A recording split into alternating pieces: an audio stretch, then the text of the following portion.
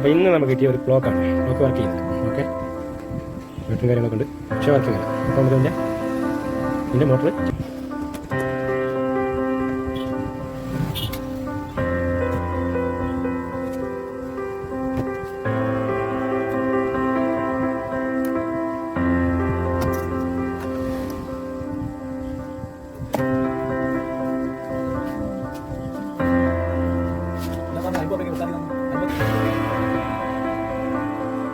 ഇത് നമുക്കിവിടെ ഫിറ്റ് ചെയ്യാം.